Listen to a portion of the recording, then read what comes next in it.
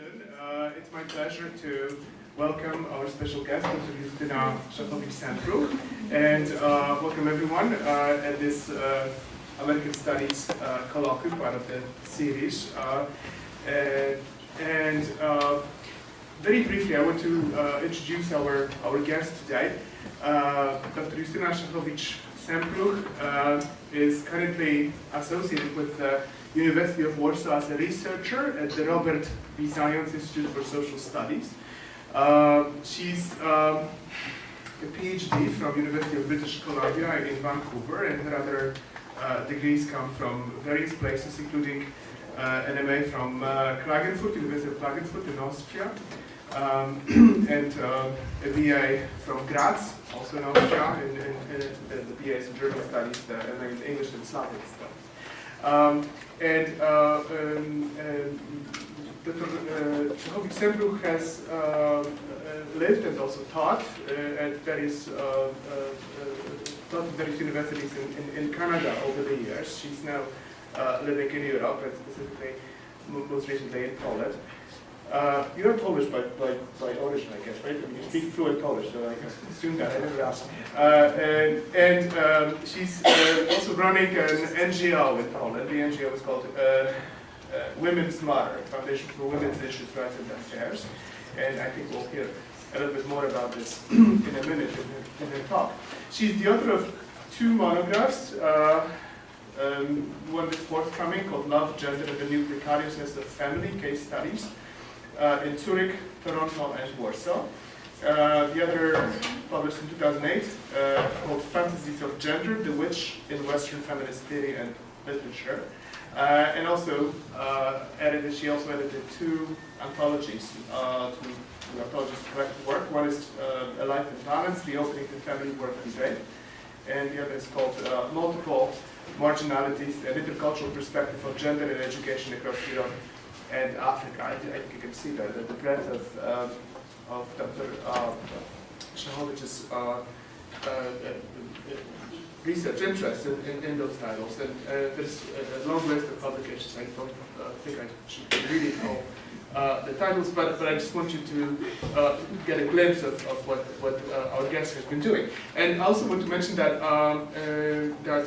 we met not that long ago, in May, was it, I think, May or June, at a conference called Queer Kinship, which took place in Poland, in Mazury. It was part of a research project called Feminist of Choice, by a group of researchers headed by, led by Professor un-measurable, the Polish Academy of Sciences.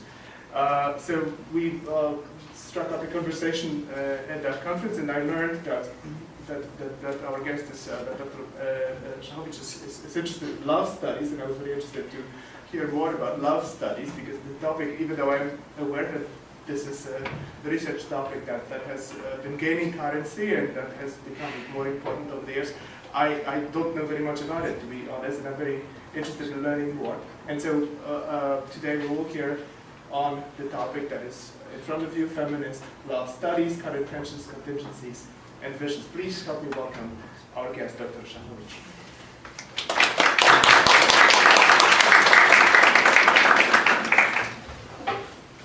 Thank you, Tom, very much for this lovely introduction. Now I think the audience knows everything about me. And I see a very young crowd in front of me. Can you hear me? Yes? Yes, everyone. Okay. Well, feminist love studies. First of all, I would like to introduce you to my new project, which is called Prezi. This is the presentation that you see here behind me. And that I'm sort of in a relationship with this presentation in a very particular way, because one of my colleagues sitting out there in the crowd introduced me recently to this new technique. Apparently you young people know everything about Prezi, but I am not yet very much familiar with it. So I will be navigating through this system pretty much the way the young lovers do, with one with the other, by trying to understand as it goes, basically as it goes. And I'm talking about love today in a way that is already very complicated, because we know that love is one of the most compelling drives of human life. We've heard about this, we've felt this, we've experienced this on many different occasions and in many different ways. And by saying we, I say not only humans, basically every creature in every possible way has the capacity or ability to experience love.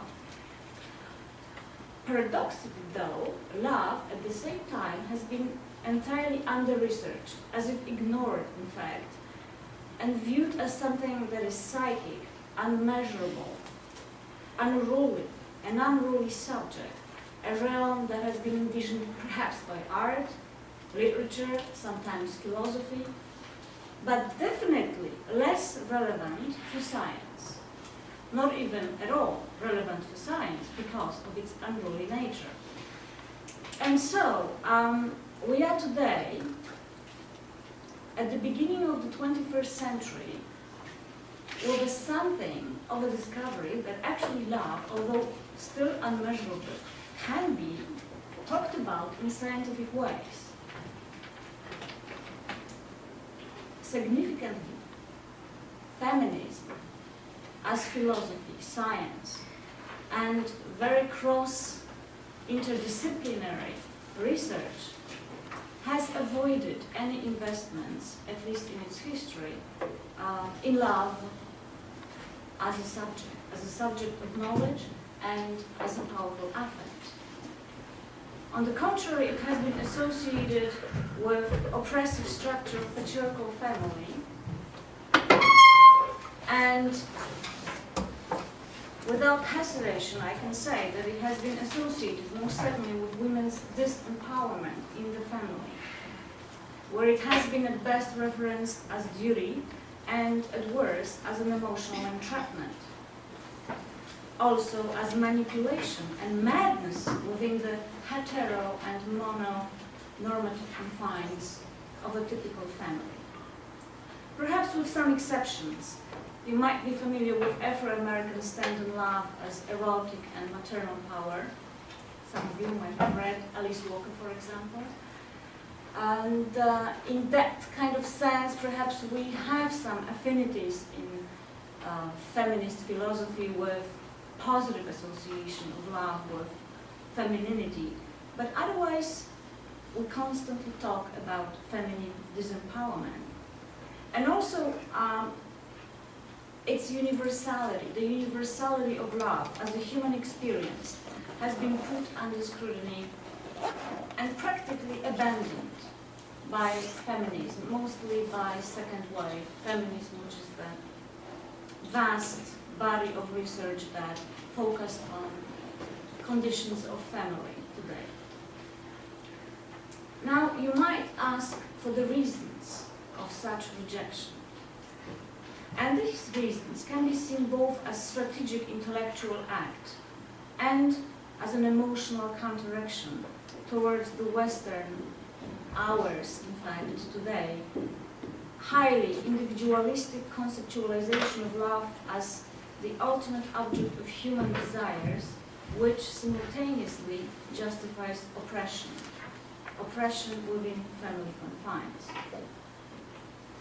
Now, this refers mostly to the second wave feminism. I'm talking about times between 70s, 80s, and even 90s of the 20th century.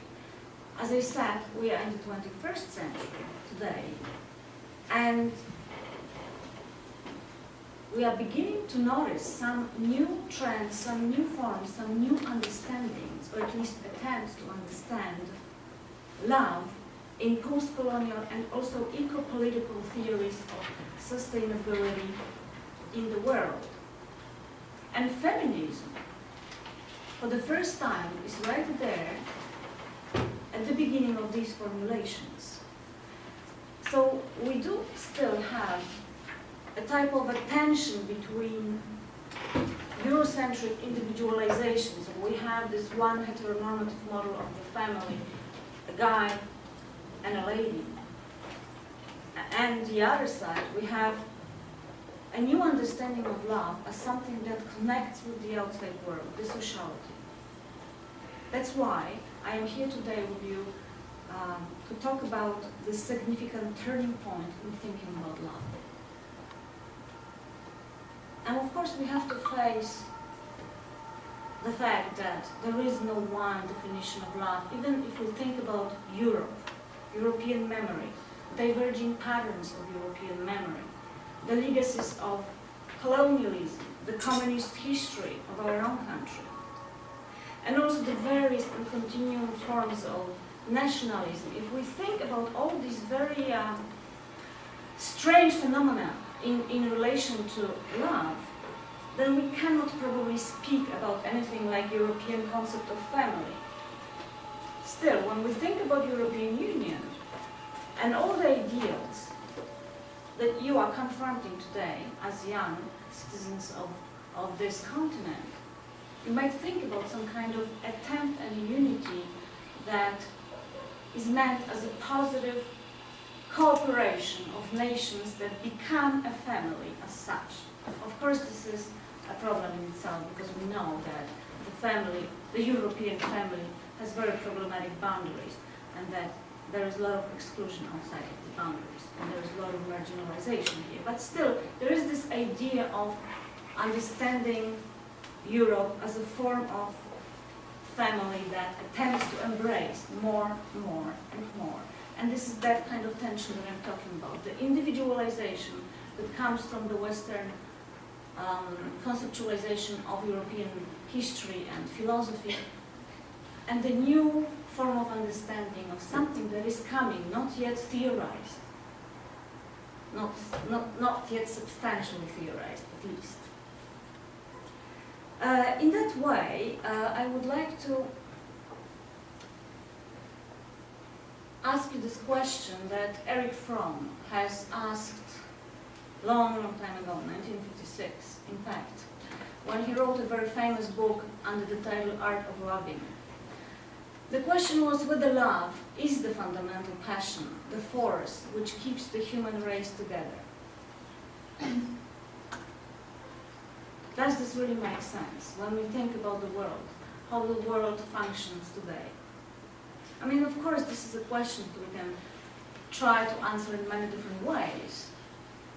But I think that this question comes very beautifully today in a dialogue with this singularity of love that we would like to protect within our individualized recognition of happiness between me and my partner, between me and my child, between me and my mother, but also recognition of desire and care that paradoxically extend beyond that individualized recognition.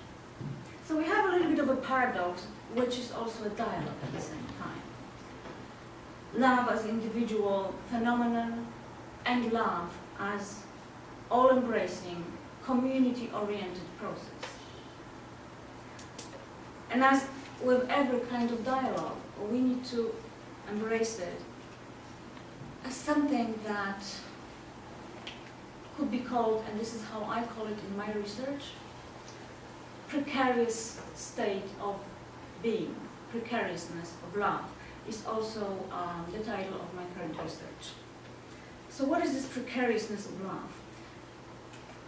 Here I just show you some literature that discusses this currently, and I particularly would like to focus on Giddens theory, which I find still very much at the bottom of why love has been so individualized and why we keep on playing this individuality within our relationships.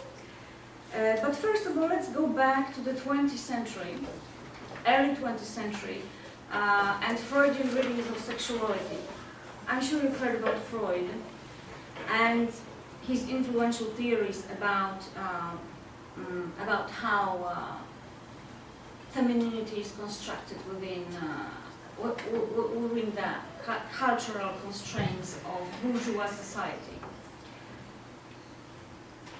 That's the beginning of Giddens' account trying to tell us in history on confluent relationships that we can finally separate from that idea, that we are finally somewhere else. We are in a multicultural world where everyone is equal and there are no outside structures that can influence our decisions about love, fulfillment of longing for union. So I find Giddens' account particularly disputable because it says that we have moved from the conjugal relationships of the Victorian age through the romanticized marital arrangements of the following century towards something that is called pure relationship, confluent love, as a subject of free negotiation between autonomous partners, so no longer constrained femininity versus masculinity, but autonomous partners who commit to family out of will rather than traditional obligation. Following this thought, abstracting differences in gender and cultural traditions, individuals can choose among plural lifestyle preferences, whereby sexuality as well as erotically satisfying partnership appears to be most fundamental and overlapping in many ways with mental or / erotic force that stands against death drive. That's coming back to Freud. And in this individuality-triggered and privacy-focused account, any outside authority, meaning community, appears as pathology that is imported into the relationship from the sociality, while the pure status of love is maintained by commodification of affects. I know it sounds a little bit complicated, but in fact this is why we talk about precariousness of love today. Because at one point we are being told by theory that we are equal in partnerships, that we can play along our own personal feelings as long as we trust the relationship, we are free to go. On the other hand, nothing like that is really true, because we know that love is a very complicated matter and there is a lot of violence within domestic confines of that kind of structure, and that there is a lot of misunderstandings. There is very little ability to communicate for people who are together in one place forever and without any connection to the outside world. So by saying this, I'm drawing here on research that is now over a decade long, research which I conducted in Canada, in Switzerland, and now in Poland. And what I did, and what I found out by looking at various family structures, and by saying that I don't mean heteronormative family structures, I mean basically every type of family that you can imagine as a form of family, any kind of friendship, any kind of combination, a kind of group, any type of community. And the more I see that this is happening all over the world, especially in the countries that I have researched, the more I understand that this heterosexual model that we're continuously thinking about, and that Giddens is also referring to while talking to us about confluent love, something that is based on partnership, the more I understand that this is an absolutely artificial construct, and that is very hard to find. In fact, we keep referring to a construct that has long become something else that it stands for. Now, there are various forms of families. These examples here are just only a few. But as you see, the more examples come, the more plural they become. Very recently, by saying recently, I'm saying perhaps, again, the beginning of the 21st century is probably the second decade now that we can talk about some first research findings in the context of non-monogamous families, for example. Very recently, we are theorizing a phenomenon of more and more profound loneliness of people in all these areas of structure. This is very clear. In the heterosexual model, we are confined to the privacy of home. In families that abandon that traditional model, we have disconnection with the outside world because there is not enough community to speak to refer to draw examples. In the non-monogamous model, we are witnessing a very new form of creating community that understands love in a different way. And that is exactly that kind of love that I'm addressing today, that is precarious, but at the same time in dialogue with the outside world, with that structure that is not yet researched, substantially researched, so that we can give a proper name to it. That's why, and hence, we are talking about the precariousness of love.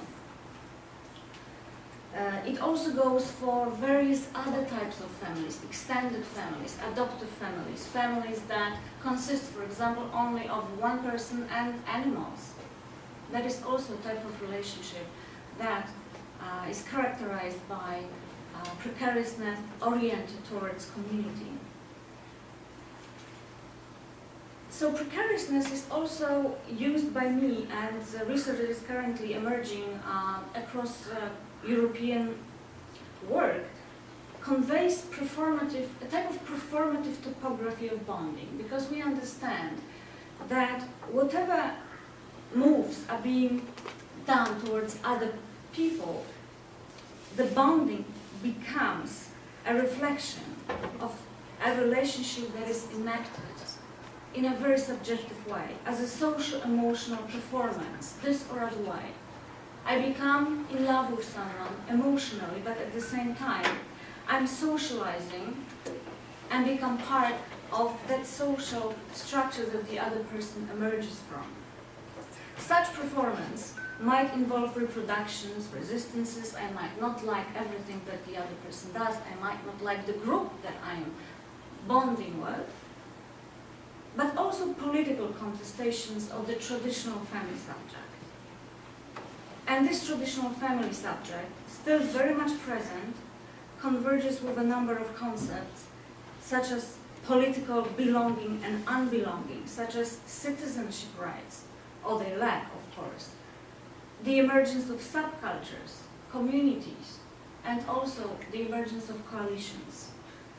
As an enactment or performance of self-affirmation that first appears to be at odds with the social, family, and bonding, inevitably permutes and also transforms the social structure, as it is in the interplay of body positions.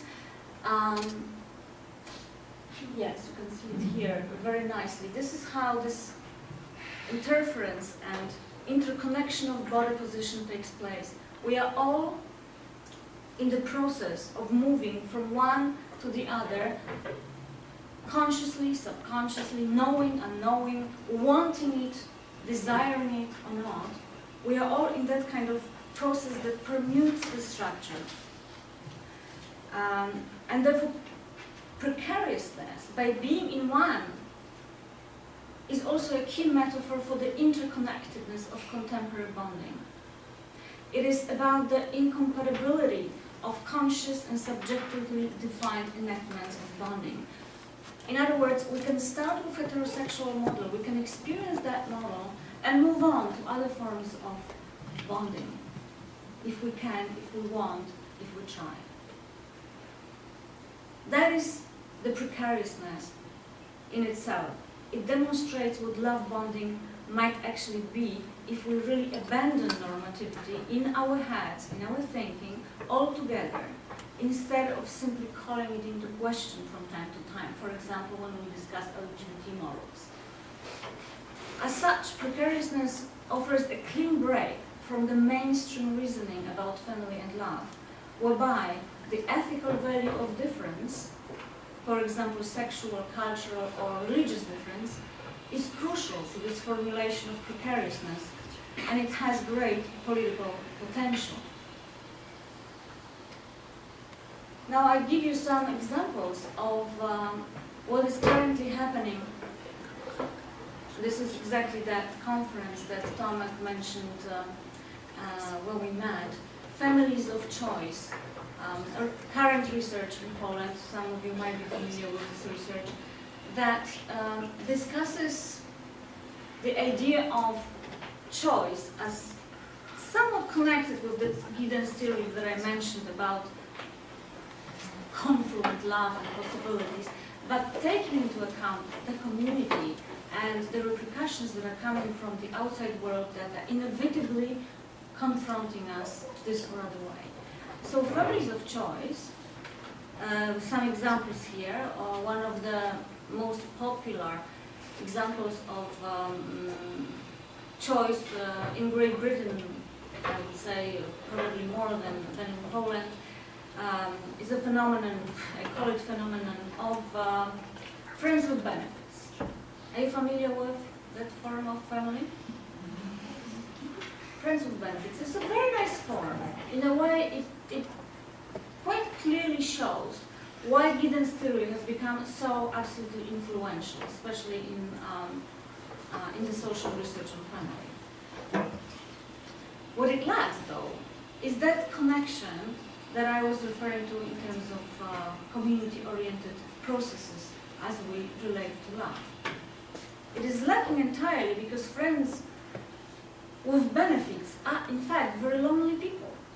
When you research those kinds of bonds, you see that there is a constant search for belonging. There is a constant question mark about where do we come from where we are at this moment when we stop playing games.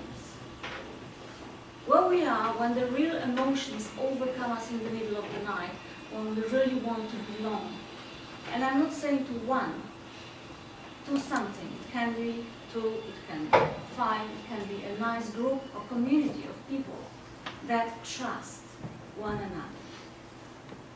So in that sense, there is again this kind of precariousness and dialogue that we constantly must take into consideration when we talk about love. Now, the newest research horizons about love and why feminism is finally ready to confront love after being in war, on a war path, in fact, with love for so many decades. The reason for it is that there is a growing understanding of the emergence of the social-emotional significance of love across various forms of families. Another example that I would like to show you was a conference, this one here, the first non-monogamous and contemporary intimacies conference that took place in Lisbon in September this year, which very clearly discussed that kind of connection I'm trying to address in my talk today. The connection between people that try to understand that it is possible and in fact actually necessary for our inner and our happiness to speak beyond individual belonging, to speak beyond one or the other, but as a community that outgrows itself and goes into a variety of directions, the heterogeneity of dialogue within that kind of context that is plural in itself, but still very much open for other opportunities. That is the political transformation that we are currently addressing in love studies today. It is complicated and simple at the same time. It is pretty much as if you say you love someone, and then you understand that you commit to someone. You can be fascinated, but then you commit. And something that is beautiful and easy can become very complicated. And to embrace it all is to understand how the individual bonding can become part of a larger space, the entire community.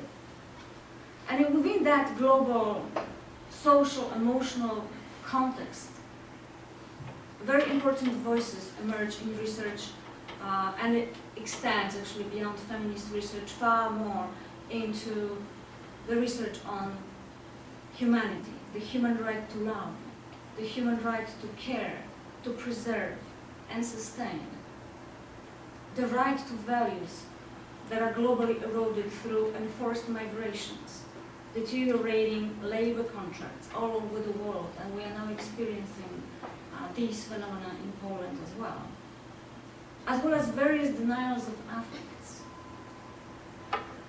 that go way beyond private households and families. I'm talking here about global conflicts, but also tensions on a local scale, tiny little nationalisms, talks of hate. How do you call this nowadays here in Poland? Hatred? I forgot this word. Haters is this new word that has been conflated from English into Polish, and that has become also quite an issue with reference to Olga Tokarczuk. I'm sure you've heard about what's happening all over internet to Olga.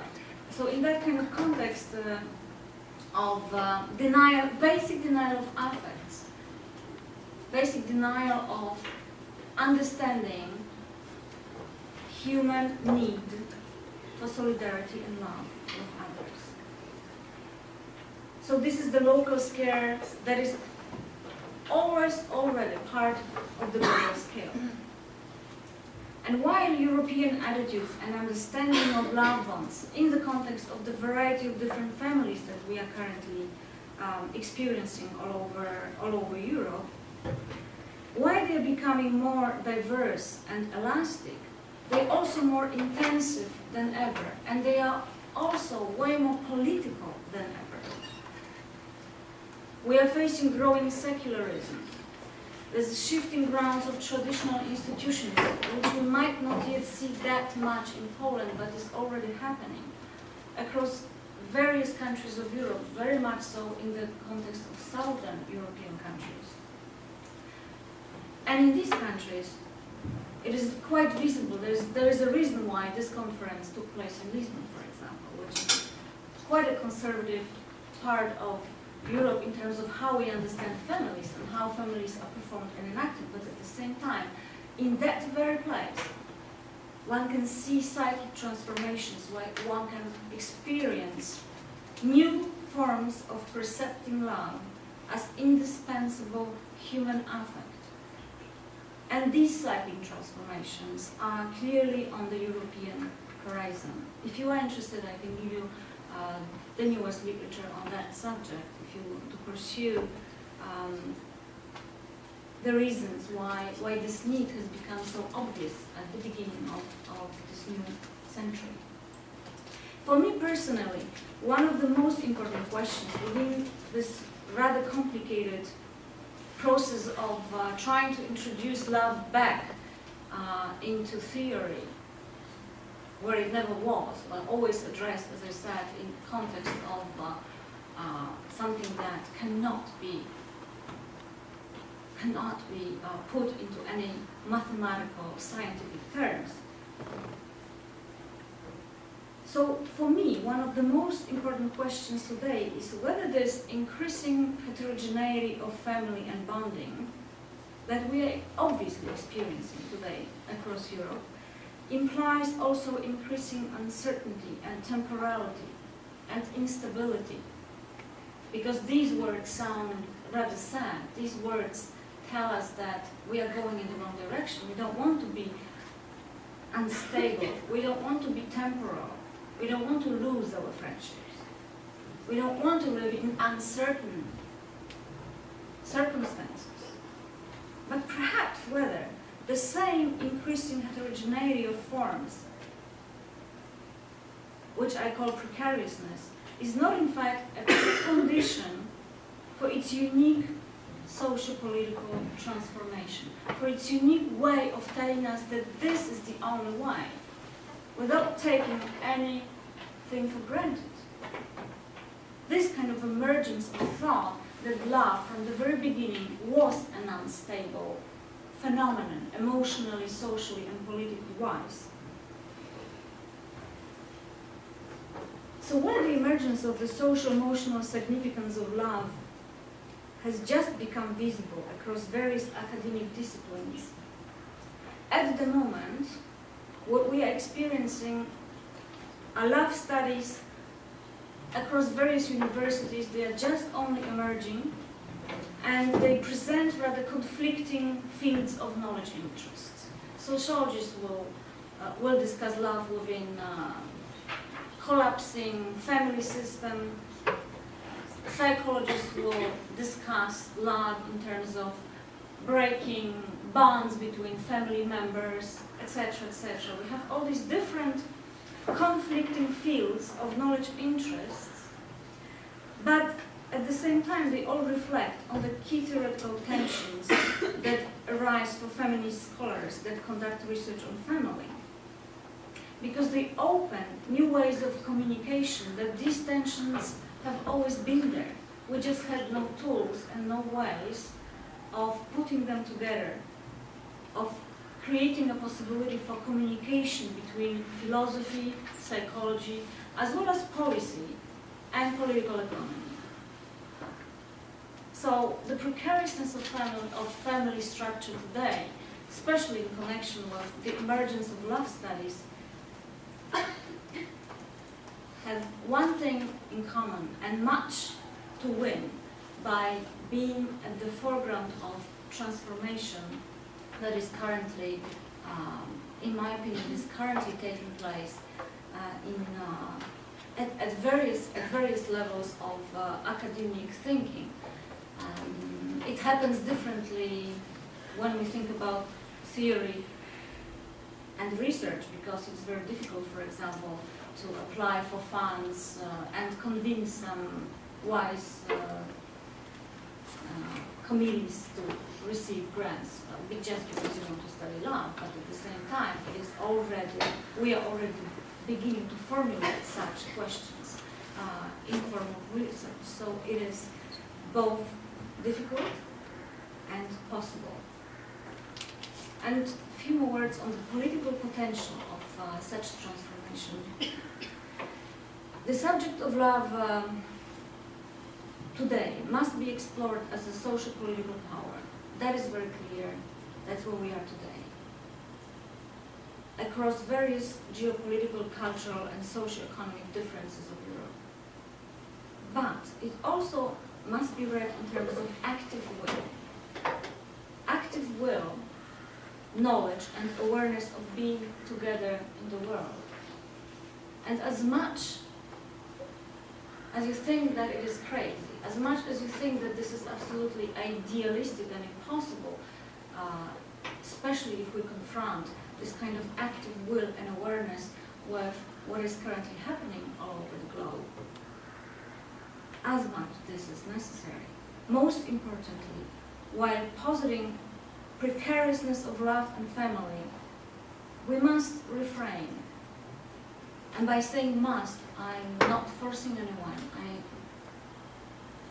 talk about the urgency with which research has to refrain from categorizing love bonds into any exclusive definitions, any exclusive stability, any rigid and lasting connections, be it nuclear, be it single, be it blended, be it same-sex, polyamorous, or any other.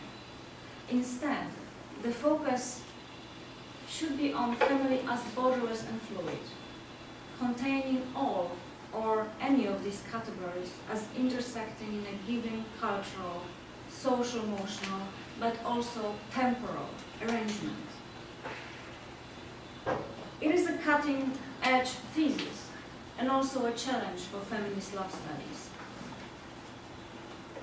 But individuals, as current cross-European research suggests, are able to shift from heteronormative, sexual and nuclear relations to various intersecting forms of love bonds that involve broader community, friendship with animals, and non-human nature, based on respect that moves beyond human desire to protect, sustain, and control.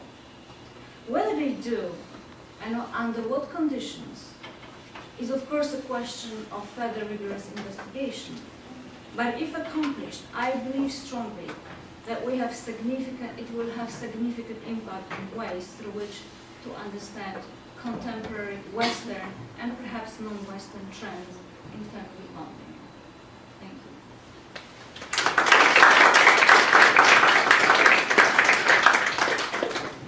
Thanks very much. It's time for comments and questions.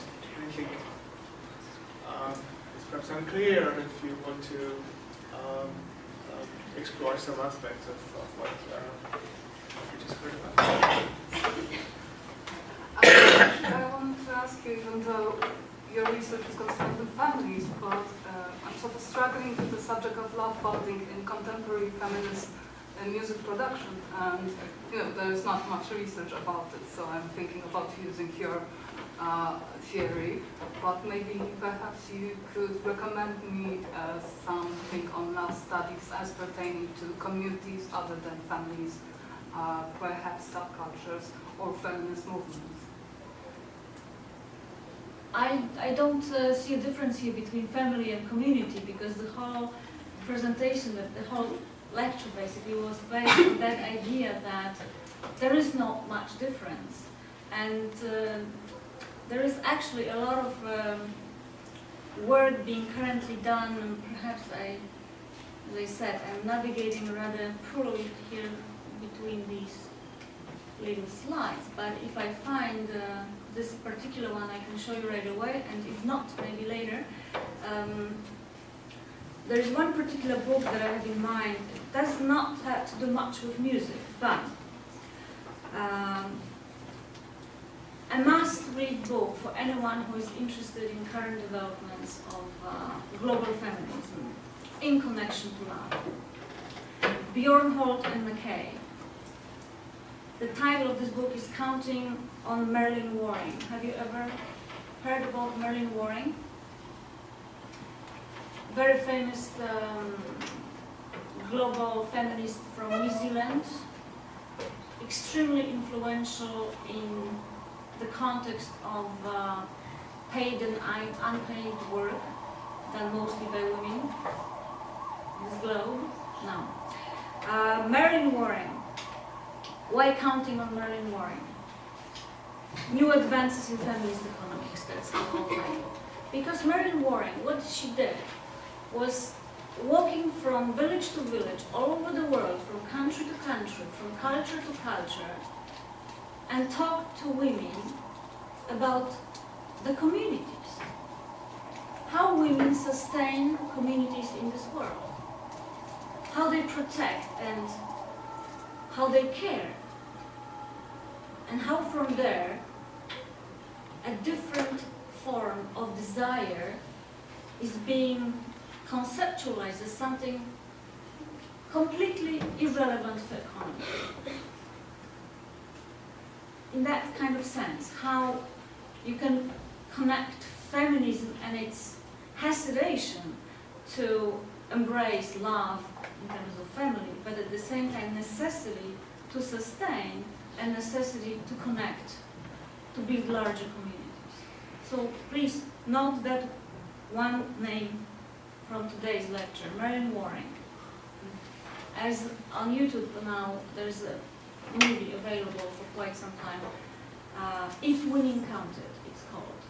If Women Counted. A must watch for everyone, independently on whether you are a feminist or not. If Women Counted.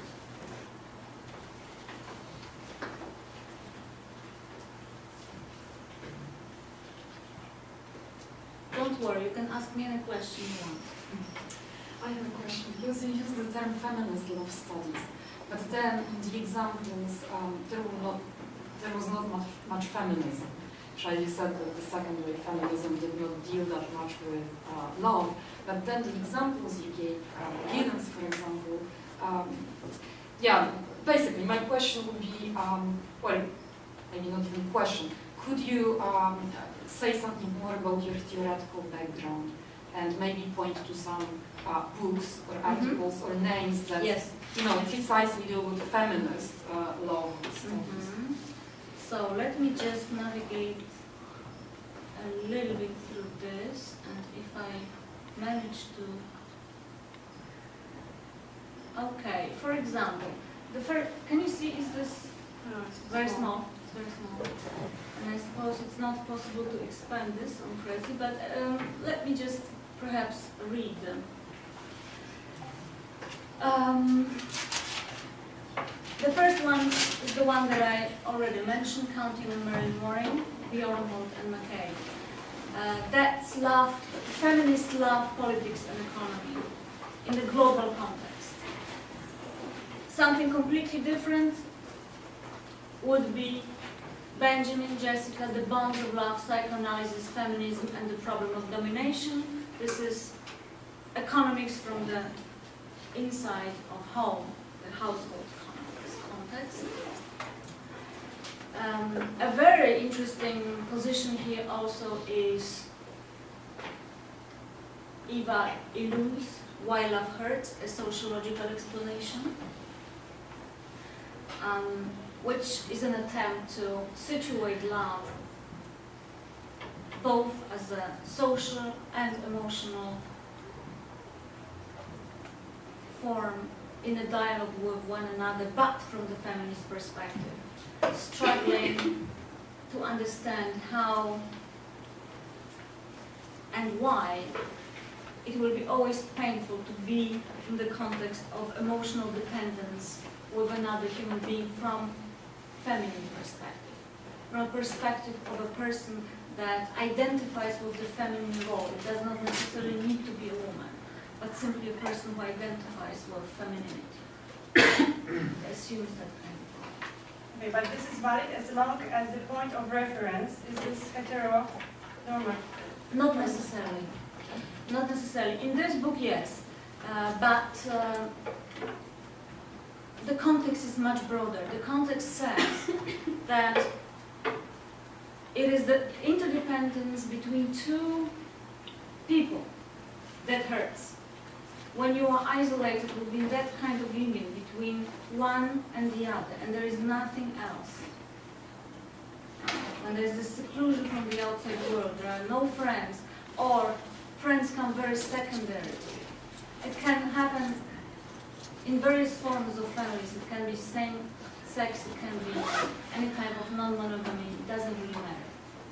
It's the question of being disconnected with the outside structure. How, no matter how we understand, mostly it's the social-emotional outside structure.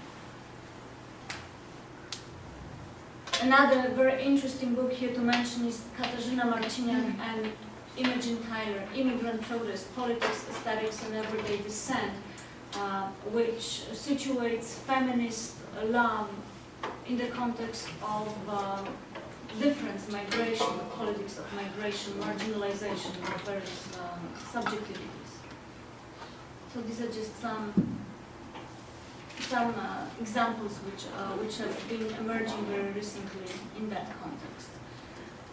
One that I am particularly prone to, because I'm working with Anna Jonasdottir, is The Political Interest of Gender Revisited, and also a new book that is not mentioned here, Love, Question for Feminism, by Anna Jonasdottir.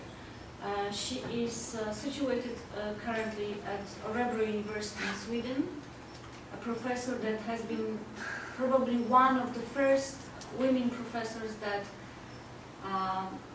embraced the subject of love, starting with 70s.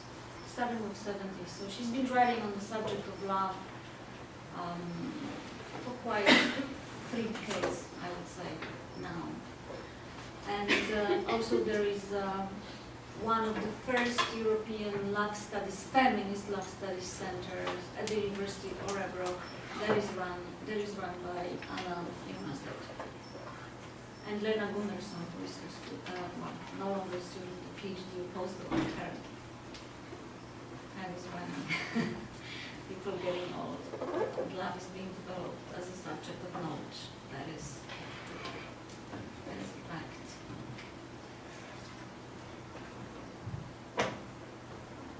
I have a question. You mentioned a social political agenda, and could you elaborate what would that entail? This need for a shift in understanding, and I don't know if you mean some sort of a concrete political action, or is just sort of vague mentioning of that? Yeah. At the very basic level, at the bottom of it is the understanding, lies the understanding, and here again, Anna Zionasdottir and Anne Ferguson is an excellent book for that subject, is the understanding that sociality is right there with us all the time at the very lowest level of so-called basic unit of family, which is the bonding between two people. Sociality is right there. This is how it is created, by these two people. But if it stays there, there is no politics, and there is no connection, and there is no community. So it doesn't stay there. It's been building itself. That's why I mentioned Giddens' theory, although indeed it is not a feminist theory. Somehow, though, has become, for many reasons, quite popular with so-called post-feminist theories, with so-called third wave feminist directions. So Giddens, not being a feminist sociologist, has become actually quite popularized in those circles as such, because this is where we stay, at that kind of individual focused level of understanding sociality. That we can play that way, just between me and my lover, and there's nothing else, and we are very happy forever, right? This kind of thinking. But as long as we bond, as long as we connect, and this is where I showed you the different family models, expanding family models, from individual heterosexual bonding towards LGBT and various other forms of families that are already much more in need and much more in understanding of how important it is to interact, of how important it is to build subcultures, coalitions. And it doesn't stay there, it doesn't stop there, it doesn't need to be like that. Because the next, the further level of advancement in the kind of thinking about love as a worldly phenomenon that interconnects us all is the political level. Is the political affiliation and bonding in that sort of way. Here I gave you the example of European Union as a political mechanism of bonding. Perhaps some would say that it's artificially constructed, politically constructed. Yes, of course, in many ways it is the fact, but at the same time it is a way of showing you that the connection between the very basic levels of sociality with further forms of sociality are possible and are happening. And the more we know about this, the more we theorize this interconnectedness, because there are many and plenty, the better for the world, the better for us, because we are becoming much more responsible, not only for our small family, but for the community, and more and more and more. And in the end, we are perhaps responsible for our planet. These are the feminist eco-feminism, globalizing theories that are currently emerging within the context of Marvin Bjornberg and Anne McKay, counting on their environment. Also in the context of appreciating women's work as such, paid or unpaid, but being done constantly and always. I have another question.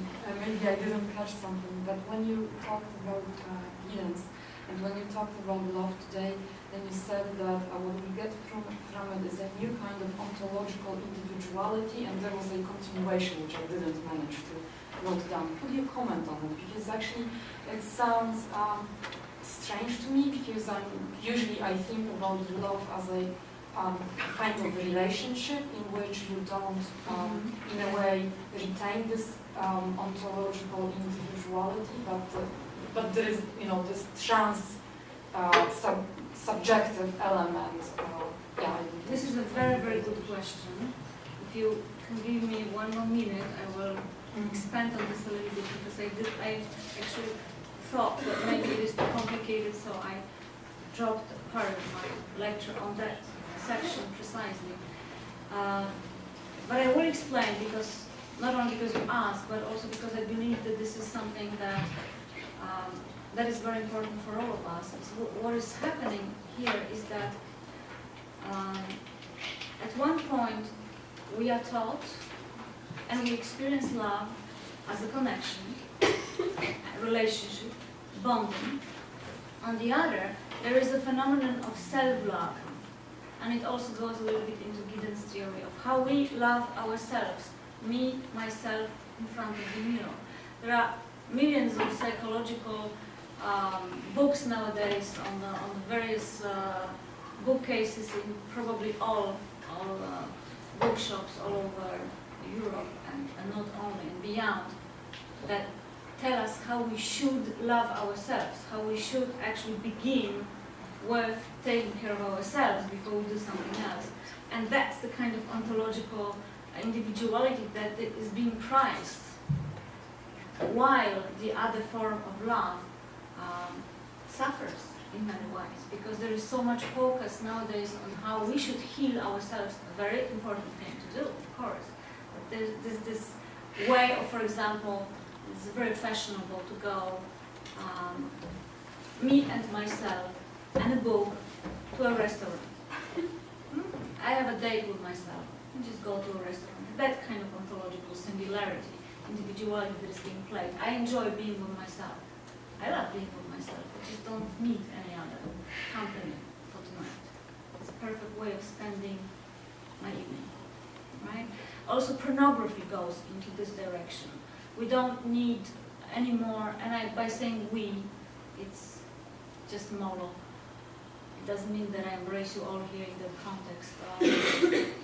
Pornography is not an example here. The way many people today think they can, and they do probably, they think and they do, of course, in many ways, be very happy by satisfying themselves erotically, just without any bonding, just without any risk to go deeper into a relationship, because it's possible, because technology, but because lifestyle, because circumstances, but it all goes back to that ontological singularity that we can do it. We can be just by ourselves.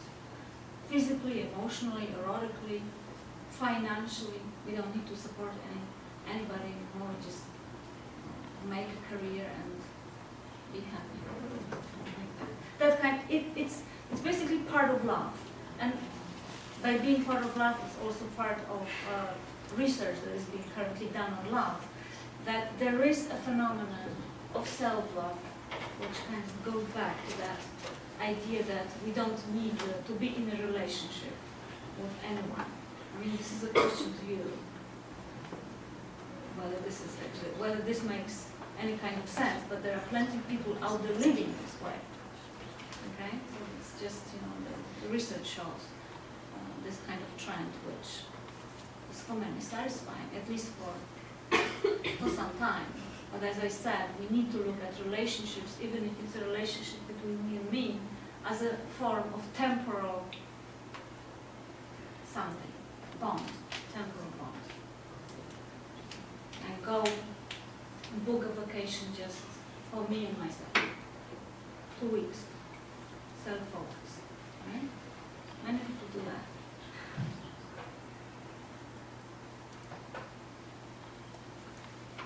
So I want to ask 2 questions, if that's okay. One is sort of more pragmatic and more political, and that is about your attitude or your sort of position on the relationship between the kind of process that you described with the heterosexual, LGBT, non-monogamous, that sort of progression towards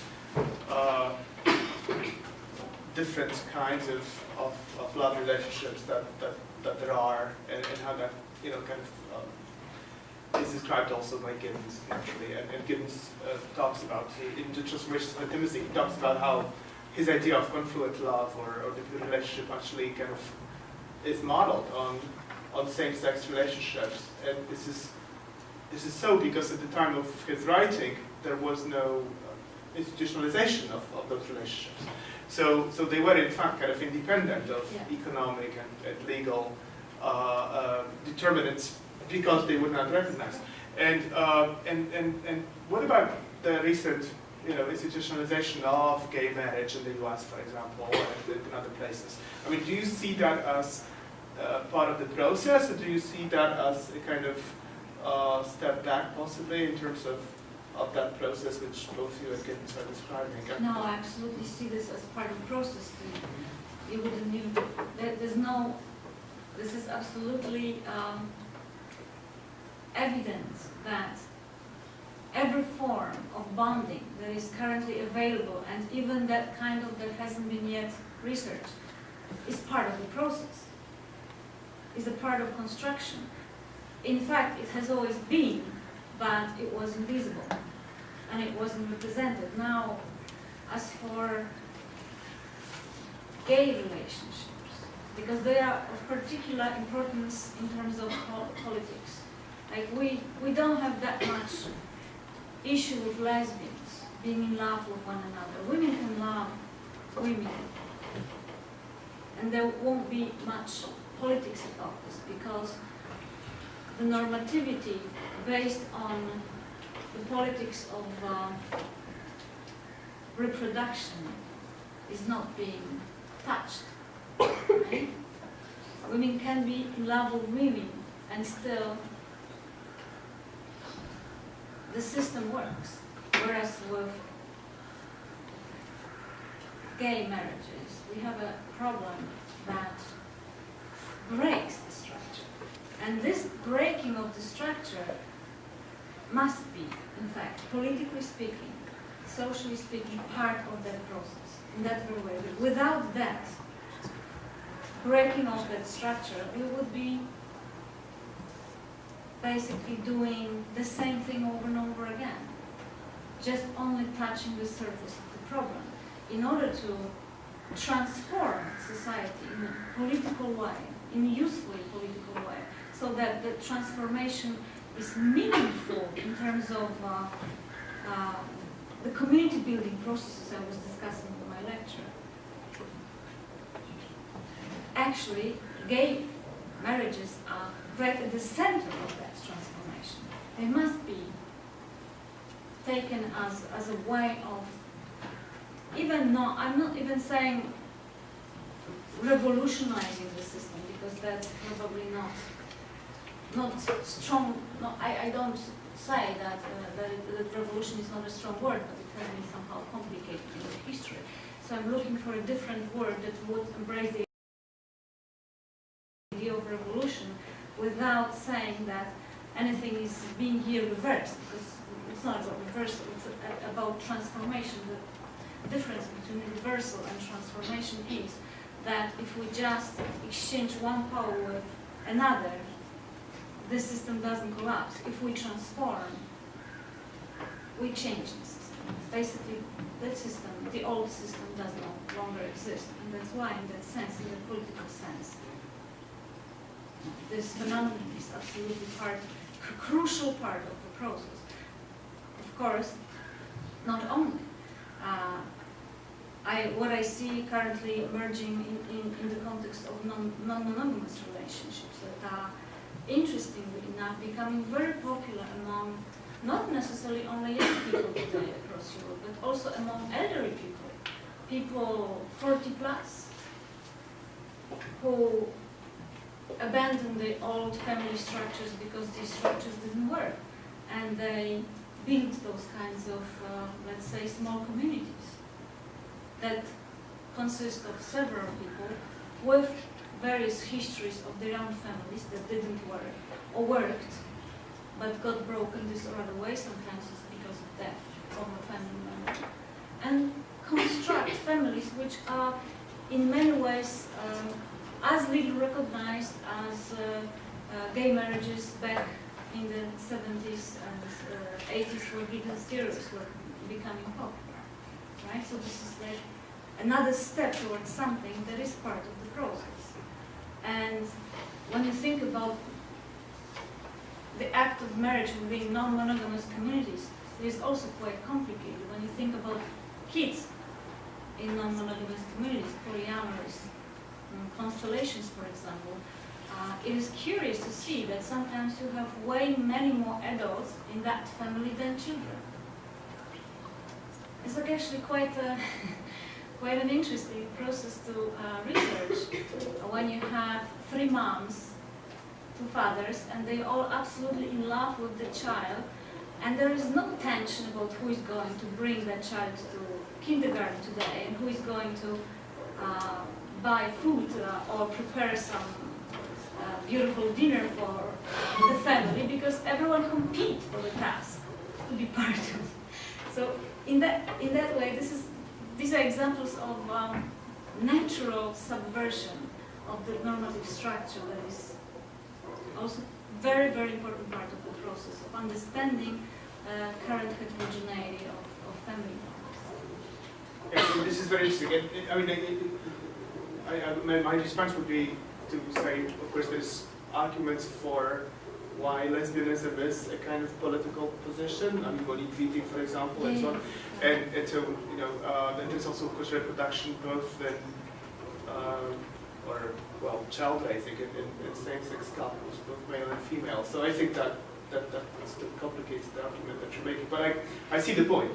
My point is that I think that marriage between 2 women is perhaps no less, of a step in that direction. I don't really see why. Only in terms of radical conservative politics, only in that kind of sense. Otherwise, it is absolutely valid in terms of the progress of changes that we are discussing. In that sense, absolutely. I'm just saying that how it is viewed in terms of current conservative politics. It is not viewed in that kind of sense, right? So because of the politics of reproduction, but otherwise, Another question, if that's okay. I kind of wonder about the expandability of the definition of love in this project, or in your project, but also in the field you're describing. Specifically, maybe two questions here, or two ways in which I'm trying to understand what is meant and what is not meant by that concept, love. You used words like trust and commitment, but you also used the word like dependency, describing one of the texts on your bibliography. And there is on the one hand there is I think a kind of danger, a kind of possibility that love will be presented in exclusively positive terms in this way of thinking about love. And of course, dependency already suggests something that is at least potentially problematic or negative or hurtful. Deleuze's discussion of masochism is also, in a sense, a discussion of love, and love is a kind of projection that can then lead to suffering. And so this possibility of love having some negative sides to it is one question that I want to pose in terms of how love is understood here. The other way in which I would want to ask this question is, it's not that I disagree with this, but I wonder, you speak about love between people, this is clear. You mentioned at one point a person, having maybe pet animals in the house, and that this is also... Not necessarily pet, just animals as partners. Okay, right, so pet is the point here. Yeah, but you also mentioned ecology and ecofeminism. There is, I think, a kind of temptation to see love as a principle that sort of goes beyond the ontology of the human, and that perhaps includes animals, but also nature as such, or the ecosystem. I wonder, if one goes that way, how much of a concept does one still have? In other words, I want to ask you about the expandability of the limitations of this concept. I think we can use here a very simple metaphor in order to picture this phenomenon of expandability of love. Of course, love is absolutely expandable. I mean, I don't think that there's any other concept that can be more expandable than love. And also in terms of how love develops in a relationship, we can trace millions of histories that were written in terms of, even in terms of romantic love, how it develops into something else than romance, something else than being enchanted with someone, being in love with someone. There's this difference between the first stage of being in love and the second one is to love, to understand, to embrace the depth of the feeling, and that immediately connects with responsibility. Care, responsibility, and commitment, these words that we are operating here, mostly within the context of family, family studies in the context of love. But I think that your question is going rather towards something else here, and my metaphor is precisely that kind of little picture that I started with, if I find it in this crazy. I love it, but yeah, this is good enough. So here we have the nuclear family model on one hand, and this is generally not necessarily only in feminist love studies, but in love studies altogether, across sociology, across political economy, and psychology above all, is being treated as confinement. So it can't get expanded on the outside of that nuclear structure. This is why we call it a nuclear structure, right? It has boundaries. And those boundaries also refer to the meaning of love. You cannot expand the love beyond the boundaries of that nuclear structure because you betray that structure. Yes? You betray your partner if you love somebody else that is not part of that nuclear structure. So when we expand, or perhaps not the right word, when we research and conceptualize love towards community, as we build up all the different kinds of bonds which are on the other side of this picture here, we naturally expand the concept of love towards other possibilities, because we no longer betray so simply.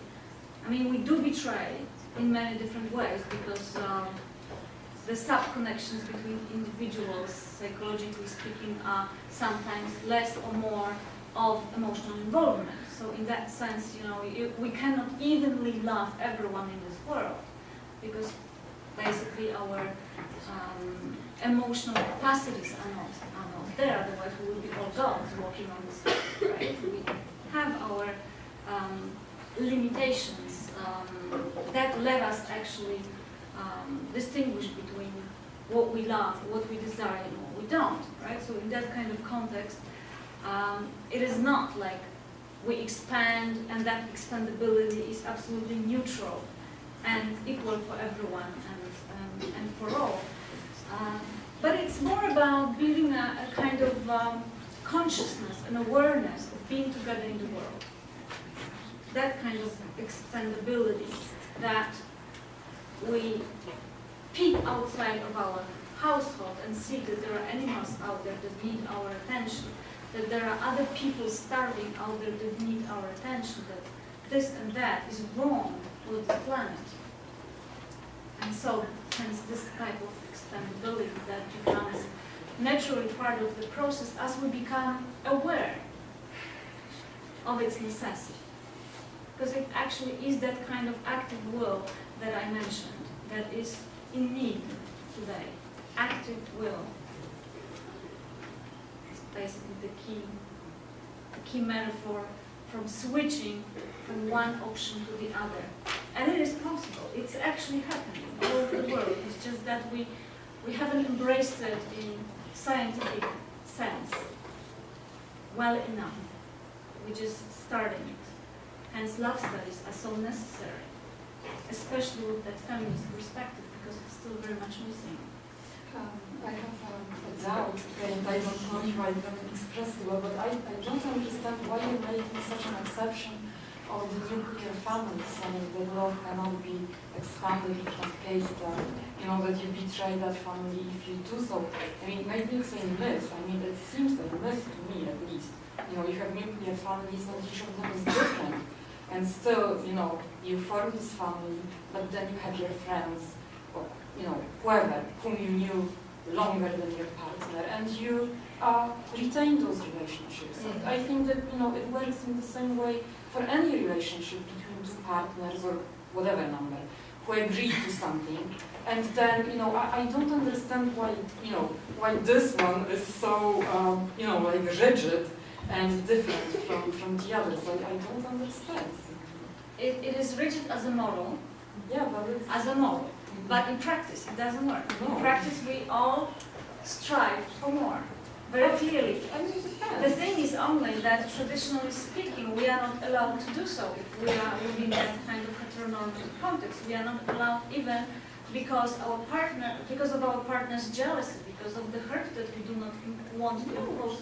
I mean, I'm not saying. Yeah, but this is the traditional approach. Yes. No, but this is not the traditional I mean, approach, because in the past, in heteronormative whatever families, you had ladies in one room and men in the other, and men smoked cigars and socialized and talked about men's matters, and women apparently gossiped or whatever they did. I mean, it was not so. You understand my point, right? That even historically. This example is actually saddening. No, but well, I understand. I understand the difference. If I get you right, I understand the difference between the heteronormative nuclear feminine model as a model, with some definition how it should be in our heads, because we are given that kind of model right there from kindergarten on. We are fed with this kind of model that this is right. There is one mother, there is one father. And it's actually quite difficult for a child to understand if there are two mothers, not to mention 3 or 4. Right? In that kind of sense of a model, it is rigid, right? Because of course we have friends, we have aunts, we have uncles, we have grandfathers, and many other possibilities of bonding that kids could easily learn, kids could easily accept if they were given the opportunity. no, I mean, There's enough research done. marriages, like all different stuff that makes it very doubtful whether those marriages were historically speaking based on love. You understand? Yes. This whole research about bourgeois, sort of post-Freudian theories that I mentioned at the beginning, this is all basically rooted in the beginning of the 19th century welfare structure, welfare-oriented structure of countries that were forming themselves as early capitalism, the development of early capitalism and bourgeois families that became those individualized entities, not involved with the outside world, right? So this kind of theory that we are still very much part of, based on modeling, but not on research, and not what is actually happening with families in today's world, right? I had one comment on this discussion, because what occurred to me, you were saying that we switch, yes, from this family to like something more extended. And in my perception, we don't switch. We just belong, using your term, we belong to different families. Mm-hmm. Yes, so it's not like one huge family with different circles, but we actually, as I say, using these terms presented today, as I understand, we belong to different families. So it's like I have different friends, so different circles of friends. So, and these are very close bonds to me. My family, my kids, and the kids I live with now, so my kids. So in a way, there is bonding, and I know people who lose their pets, and there's really serious mourning. Yes, Yes, absolutely. it's really, there is this affect there. Yes, it's. Absolutely. I never understood that, but now, as I said, it's some new experience for me having pets at home. So I'm learning. It's new. Yeah, what do you think about a lady that has 15 cats at home and she's perfectly happy in that kind of constellation? I mean, it's an example of a bonding that extends beyond the normative model. Do you want it or not? some forms are more, some forms are less acceptable in a given culture, but nonetheless they exist, they have always existed. And perhaps now we are much more prepared in terms of theoretical and research tools to embrace it and to actually start conceptualizing the possibilities that are coming, that are there, coming from there, but can also expand in possibly other directions. And my suggestion is that we look into the interconnectedness of communities, because this will be politically very, very useful for all of us. Any further questions or comments? Well, thank you very much. This was very illuminating and very difficult.